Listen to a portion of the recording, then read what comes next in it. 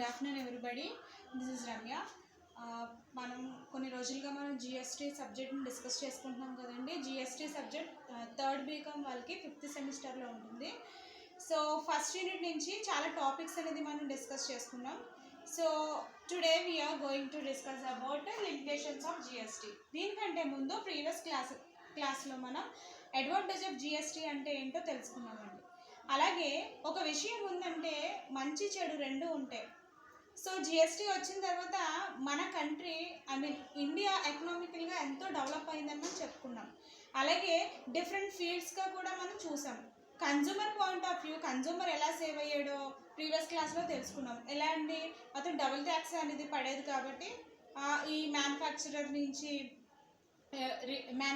Wholesaler నుంచి retailer, అలా వాళ్ళు కట్టిన ట్యాక్స్లన్నీ కూడా ఫైనల్గా ఈ యొక్క కన్జ్యూమర్ మీద పడేదండి. కన్జ్యూమర్కి అధిక భారం అనేది అయ్యేదని చెప్పుకున్నాం. Consumer point of view GST రావడం వల్ల అతను ఎంతో బెనిఫిట్ పొందాడని కూడా మనం చెప్పుకున్నాం. తర్వాత నెక్స్ట్ సెంట్రల్ గవర్నమెంట్కి స్టేట్ గవర్నమెంట్కి ఏ విధంగా ఈ జిఎస్టీ రావడం వల్ల లాభం చేకూరిందన్న విషయం కూడా డిస్కస్ చేసుకున్నాము. రెవెన్యూ అనేది బాగా పెరిగింది గవర్నమెంట్స్కి. ఎప్పుడైతే ట్యాక్స్ బిజినెస్ చేయడానికి ముందుకు వచ్చారో, ఎప్పుడైతే జిఎస్టీ అనే పన్ను విధానం వచ్చిందో, ఈ బిజినెస్ చేసేవాళ్ళు ఇండస్ట్రియల్ సెక్టర్స్ కానీ బిజినెస్ సెక్టర్స్ కానీ ఒక ఎంకరేజ్మెంట్ అనేది వచ్చిందండి. ఆటోమేటిక్గా ఏమైందంటే ఈ యొక్క సప్లై గూడ్స్ అనేది ఇంప్రూవ్ అయింది. అంటే గూడ్స్ అండ్ సర్వీసెస్ ఎక్స్చేంజ్ అనేది బాగా జరిగింది. గూడ్స్ ఫస్ట్ ఆఫ్ ఆల్ అన్నిటికంటే ముందు గూడ్స్ మంచిగా మ్యానుఫ్యాక్చర్ అయ్యాయి. తర్వాత అవన్నీ కూడా ఎక్స్పోర్ట్ అయ్యాయి, ఇంపోర్ట్స్ చేసుకునేవారు. తర్వాత బిజినెస్ అనేది సక్సెస్ఫుల్గా నడిచేదంటే జిఎస్టీ వచ్చిన తర్వాత సక్సెస్ఫుల్గా నడుస్తుందని ఒక అంచనాతో ఈ యొక్క ట్యాక్స్ సిస్టమ్ని ఎంతగానో ఎంకరేజ్ చేయడం అనేది జరిగింది జిఎస్టీ విధానాన్ని. అలాగే డిఫరెంట్ ఫీల్డ్స్గా చెప్పుకున్నాను కదా, స్టేట్ గవర్నమెంట్కి సెంట్రల్ గవర్నమెంట్కి ఎంతో రెవెన్యూని తెచ్చిపెట్టింది. ఎలా అంటే బిజినెస్ ఎప్పుడైతే బిజినెస్ ఎన్విరాన్మెంట్ హెల్దీగా ఉందో, లేదా ఈ యొక్క ఇండస్ట్రియల్ సెక్టర్స్ కానీ బిజినెస్ సెక్టర్స్ కానీ కంట్రీలో డెవలప్ అయ్యాయి అంటే అర్థం ఏంటండి, ఎకనామికల్గా కంట్రీ డెవలప్ అవుతుందని అర్థం అనమాట. సో ఎప్పుడైతే ఈ బిజినెసెస్ కానీ ఈ ఇండస్ట్రీస్ కానీ సక్సెస్ఫుల్గా రన్ అవుతున్నాయంటే ట్యాక్స్ పేయర్స్, అంటే ఎవరైతే మ్యానుఫ్యాక్చర్ చేస్తున్నారో గూడ్స్ని, ఎవరైతే సేల్ చేస్తున్నారో గూడ్స్ని, ఎవరైతే కొనుక్కుంటున్నారో, ఎవరైతే కన్జ్యూమ్ చేస్తున్నారో వాళ్ళు ఖచ్చితంగా గవర్నమెంట్కి ట్యాక్స్ అనేది కడతారు. సో అది గవర్నమెంట్కి ఒక ఆదాయం అనేది అవుతుందన్నమాట. ట్యాక్స్ రూపంలో గవర్నమెంట్కి ఆదాయం వచ్చేదన్నమాట ఈ యొక్క జిఎస్టీ వల్ల. సో అదొక అడ్వాంటేజ్ అని చెప్పేసి మనం చెప్పుకున్నాము. అలాగే ఇండస్ట్రియల్ ఆర్గనైజేషన్ సెక్టర్ ఈ యొక్క పాయింట్ ఆఫ్ వ్యూ అయితే మనకి ఈ పరిశ్రమలన్నీ కూడా డెవలప్ అయ్యాయి అని మనం చెప్పుకున్నాము. అంటే డబుల్ ట్యాక్స్ సిస్టమ్ అనేది పోవడం వల్ల, క్యాస్కేడింగ్ ఛార్జెస్ లాంటివి పోవడం వల్ల ఆటోమేటిక్గా ఇది ఒక ఎంకరేజ్మెంట్ అనేది వచ్చింది బిజినెస్ సెక్టర్స్కి. ఈ యొక్క ఇండస్ట్రియల్ సెక్టర్ అనేది డెవలప్ అయింది. డెవలప్ అవడం వల్ల కంట్రీకి ఈ యొక్క ఎక్స్పోర్ట్స్ ఇంపోర్ట్స్ పెరగడం వల్ల కంట్రీకి ఎకనామికల్గా డెవలప్ అవడం మొదలుపెట్టింది అని చెప్పేసి జిఎస్టీ రావడం వల్ల ఎన్ని రకాలుగా మనకి ఉపయోగం అన్న విషయాలు మనం ప్రీవియస్ క్లాస్లో డిస్కస్ చేసుకున్నామండి. ఓకే, అలాగే ఈరోజు మనం ఏం డిస్కస్ చేసుకోబోతున్నామంటే లిమిటేషన్స్ ఆఫ్ జిఎస్టీ. అండ్ జిఎస్టీలో కొన్ని ప్రాబ్లమ్స్ కూడా ఉన్నాయంటే అదేంటో మనం తెలుసుకుందాం ఈరోజు. ఫస్ట్ పాయింట్ ఏంటంటే లిమిటేషన్స్ ఆఫ్ జిఎస్టీలో చేంజ్ ఇన్ సాఫ్ట్వేర్. ఎప్పుడైతే ఈ యొక్క జిఎస్టీ అనే ఒక సిస్టమ్ వచ్చిందో, జిఎస్టీ ట్యాక్స్ సిస్టమ్ అనేది వచ్చిందో అండి, ఈ యొక్క ఖచ్చితంగా అప్పటి వరకు కూడా అండి ఓల్డ్ ట్యాక్స్ సిస్టమ్ ప్రకారము వాళ్ళ సిస్టమ్స్లో సాఫ్ట్వేర్ అనేది ఒకలాగా ఫీడ్ అయి ఉంటుంది. సో వాళ్ళ accounting books of records maintain చేయడం కానీ, వాళ్ళ ట్యాక్స్ ఛార్జ్ చేసే విధానం కానీ అంతా కంప్లీట్గా క్వైట్ డిఫరెంట్ ఉంటుంది అన్నమాట జిఎస్టీతో కంపేర్ చేసుకుంటే.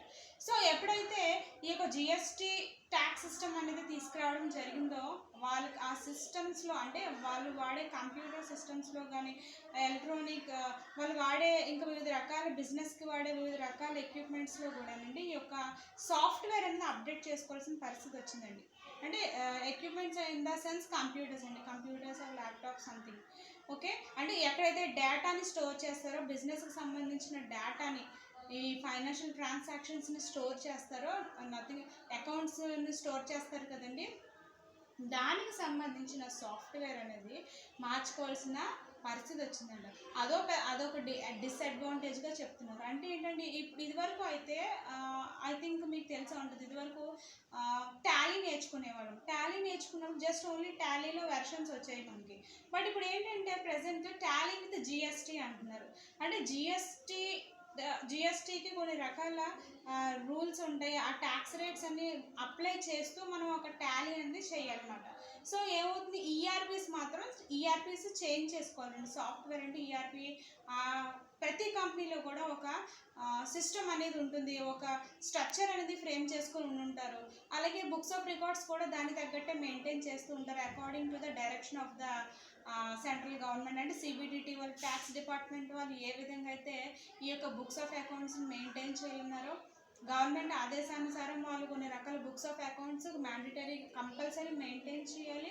అలాగే ఐటీ రిటర్న్స్ని ఫైల్ చేసినప్పుడు ఆ ఒక ట్రాన్సాక్షన్స్ ఆడిటర్ ఒకసారి అనలైజ్ చేసి రిపోర్ట్ అనేది ఇవ్వడం జరుగుతూ ఉంటుందండి. సో అన్నీ కూడా బుక్స్ ఆఫ్ అకౌంట్స్ అన్నీ కూడా చాలా క్లియర్గా మెయింటైన్ చేయాలి. అయితే ఎప్పుడైతే జిఎస్టీ వచ్చిందో సాఫ్ట్వేర్ అనేది మార్చుకోవాల్సిన పరిస్థితి అనేది వచ్చిందన్నమాట. ఎందుకంటే కంప్లీట్లీ డిఫరెంట్ కదా, ట్యాక్స్ రేట్స్ అన్నీ కూడా చేంజ్ అయిపోయాయి. జిఎస్టీ వచ్చిన తర్వాత ట్యాక్స్ రేట్స్ చేంజ్ అయ్యాయి. ఏ ప్రొడక్ట్కి ఎంత ట్యాక్స్ అనేది అప్లై అవుతుందో, మళ్ళీ స్టేట్ టు స్టేట్ ఎంత పడుతుందో ట్యాక్స్ విధానం అనేది కంప్లీట్గా చేంజ్ అయింది. కాబట్టి ఈఆర్పీస్ చేంజ్కునే యొక్క అవసరం అయితే వచ్చిందంట. అది ఇక్కడ లిమిటేషన్గా చెప్తున్నారు. నెక్స్ట్ పాయింట్ అండి, జిఎస్టీ కంప్లైంట్స్. ఎప్పుడైతే ఈ యొక్క జిఎస్టీ వచ్చిందో మ్యాక్సిమం అండి ఈ యొక్క గవర్నమెంట్ ఏం చేస్తుందంటే జిఎస్టీ కౌన్సిల్స్ అని, జిఎస్టీ నెట్వర్క్స్ అని రకరకాల విధాలుగా ఈ యొక్క ట్యాక్స్ పేయర్స్ని ఎడ్యుకేట్ చేయడం గురించి చాలా రకాల ఫెసిలిటీస్ కల్పించినప్పటికీ కూడా దాని కంప్లీట్ అవేర్నెస్ అనేది రావడం కొంచెం కష్టం. సో వెంటనే రాదు కదండి. ఒక సిస్టమ్ అన్నది కొంతకాలం వరకు ఒక సిస్టమ్ రన్ అయ్యి మధ్యలో ఆ సిస్టంలో చేంజెస్ కనుక చేసి ఉన్నట్లయితే దాన్ని మనం అడాప్ట్ చేసుకోవడానికి, దాంతో మనం వర్క్ చేయడానికి కొంత సమయం అయితే పట్టవచ్చు. సో దాని మీద అవేర్నెస్ అనేది ఉండాలి. ఫస్ట్ ఆఫ్ ఆల్ దాంతో వర్క్ చేయాలంటే ఫర్ ఎగ్జాంపుల్ ల్యాప్టాప్ ఉందండి, మనం యూజ్ చేయాలంటే ఏం చేయాలి? ఫస్ట్ ఆఫ్ ఆల్ దానికి సంబంధించిన నాలెడ్జ్ అనేది మనకు ఉండాలి, అవేర్నెస్ ఉండాలి. ఎక్కడ మనం ఎలాగ యూజ్ చేయాలి దాని అనేది మనకి తెలిసి ఉండాలి. సో అప్పుడే దాని మీద స్మూత్ రన్నింగ్ ఆఫ్ వర్క్ అనేది జరుగుతుంది. సో అదేవిధంగా ఈ అవేర్నెస్ స్టార్టింగ్లో కొంచెం ఇబ్బంది పడ్డారంటండి. అవేర్నెస్ లేకపోవడం, ల్యాక్ ఆఫ్ అవేర్నెస్ అండ్ ఇంకా సరిగ్గా రూల్స్ అండ్ రెగ్యులేషన్స్ తెలియకపోవడం వల్ల, ట్యాక్స్ రేట్స్ని ఎలా అప్లై చేయాలో తెలియకపోవడం వల్ల కాస్త ఇబ్బంది అయితే పడ్డారన్నట్టుగా చెప్పారండి. అదొక డిసడ్వాంటేజ్ అన్నట్టుగా మనకి ఇక్కడ చెప్తూ ఉన్నారు. ఎందుకంటే ట్యాక్స్ రేట్స్ అన్ని కంప్లీట్గా క్వైట్ డిఫరెంట్ అనమాట. కంపేర్ చేసుకుంటే పాత ట్యాక్స్ సిస్టమ్ అంటే డబుల్ ట్యాక్సెస్ పే చేయడం అని, క్యాస్కేడింగ్ ఛార్జెస్ అని, ఇంకా స్టేట్ టు స్టేట్ ఎలాంటి ట్యాక్సెస్ ఉండేవి, అదంతా క్వైట్ డిఫరెంట్గా ఉండేది. జిఎస్టీ వచ్చిన తర్వాత యూనిఫామ్ ట్యాక్స్ రేట్స్ అనేవి మనకు ఉంటాయి. సో దాంతోపాటు సెంట్రల్ లెవెల్, స్టేట్ లెవెల్లో ఏ విధంగా మనం ట్యాక్స్ పే చేయాలి, ట్యాక్స్ సంబంధించిన వివరాలు కానీ ఆ ఒక కమాండ్స్ కానీ మనకు తెలియదు. సో దాని గురించి ఈఆర్పీ అనే సాఫ్ట్వేర్ ఇన్స్టాల్ చేసుకోవాలి, దాని గురించి ఒక అవేర్నెస్ ఉండాలి. ఐటీ రిటర్న్స్ని ఎలా ఫైల్ చేయాలి, అసలు ఆ ఐటీ రిటర్న్స్ని ఏ ఇయర్కి సంబంధించిన ట్రాన్సాక్షన్స్ ఫైల్ చేయాలి, ఈ విధంగా దానికి సంబంధించిన నాలెడ్జ్ అంతా కొంత తెలుసుకోవాలి కదండి. సో అది అవేర్నెస్ లేక కాస్త ఇబ్బంది అనేది జరిగిందంటే అదొక లిమిటేషన్గా ఇక్కడ మనకి చెప్తున్నారు. Next increase in operating cost. Operating cost పెరిగాయండి. ఇదివరకు మనకి బుక్స్ ఆఫ్ అకౌంట్స్ మెయింటైన్ చేసేవారు. ఫైనాన్షియల్ మనకి ఈ యొక్క బ్యాలెన్స్ షీట్లో చేయాలని ఏదైనా సరే అన్ని బుక్స్లో రాసుకోవడమే. ఎప్పుడైతే మనకి ఈ యొక్క సిస్టమ్స్ వచ్చాయో, కంప్యూటర్స్ వచ్చాయో, ఆన్లైన్ ద్వారా మనం ప్రతిదీ మెయింటైన్ చేస్తాం. ఆన్లైన్ ద్వారా మనం ప్రతి రిపోర్ట్ సెండ్ చేసుకుంటున్నాము, ఫైల్ చేసుకుంటున్నాము. అలాగే ఆన్లైన్ మనం కంప్యూటర్లోనే స్టోర్ చేసుకుంటున్నాం డేటాబేస్గా. సో ఆపరేటింగ్ ఎప్పుడైతే జిఎస్టీ అనేది వచ్చిందో ప్రత్యేకంగా సాఫ్ట్వేర్ అనేది ఇన్స్టాల్ చేసుకోవాలి, దాని మీద మళ్ళీ ట్రైనింగ్ అనేది అవ్వాలి, అది ఎలాగ చార్జ్ చేయాలో, ఎలా క్యాలిక్యులేట్ చేయాలో తెలియాలి. దాని గురించి కొంచెం ఆపరేటింగ్ కాస్ట్ అనేది ఎక్కువైందని చెప్పేసి అంటూ ఉన్నారండి. ఆ సాఫ్ట్వేర్ ఇన్స్టాల్ చేసుకోవాలి, దాని గురించి ట్రైనింగ్ అవ్వాలంటే ట్యాక్స్ ఆఫీసర్స్ నుంచి సలహాలు తీసుకుంటూ అతను కొంత ఎఫర్ట్ అయితే పెట్టాలి కదండి. సో దానివల్ల కాస్త ఇబ్బంది పడ్డారు. అదొక లిమిటేషన్గా మనకి ఇక్కడ చెప్తూ ఉన్నారు. అందుకే ఇంక్రీజింగ్ ఇన్ ఆపరేటింగ్ కాస్ట్ అన్నమాట. ఓకే, నెక్స్ట్ అండి policy change during the middle of the year. చూడండి మనకి ఫైనాన్షియల్ ఇయర్ మనకి previous year to, for example ఇది 2020 మనకి ఫైనాన్షియల్ ఇయర్ అంటే మార్చ్ టు మనకి ఏప్రిల్ 1 కదండి. ఆ విధంగా ఈ 1 ఏప్రిల్ నుంచి మార్చ్ 31 వరకు చేస్తాం. అంటే ఏంటి మనకి 2019 1 ఏప్రిల్ నుంచి మార్చ్ 31 2020 వరకు కూడా మనకి ఫైనాన్షియల్ ఇయర్. ఈ జిఎస్టీ సిస్టమ్ అనేది జూలైలో రావడం జరిగింది. సో అంటే 3 monthsకి అంటే ఈ మిడిల్ ఆఫ్ ద ఇయర్ వచ్చింది కాబట్టి కొంచెం ఆ 3 months వరకు కొంచెం అడ్జస్ట్ అవ్వాలి. ఓల్డ్ ట్యాక్స్ సిస్టమ్ అనేది ఫాలో అయ్యి ఆ 3 months కంప్లీట్ అయిన తర్వాత ఈ అసెస్మెంట్ ఇయర్ స్టార్ట్ అయిన తర్వాత ఈ యొక్క జిఎస్టీ ప్రొసీజర్ అనేది స్టార్ట్ చేయాలి. సో అక్కడ కొంచెం అదొక లిమిటేషన్గా మనకి ఇక్కడ చెప్తూ ఉన్నారు. సో అక్కడ కొంచెం ఇబ్బంది అయిందంటండి మిడిల్ ఆఫ్ ద ఇయర్లో రావడం వల్ల. అలాగే ఆ పోల్ ట్యాక్స్ సిస్టమ్ అనేది ఫాలో అయ్యి 3 months వరకు తర్వాత నుంచి దీన్ని అడాప్ట్ చేసుకోవడం అనేది జరిగింది.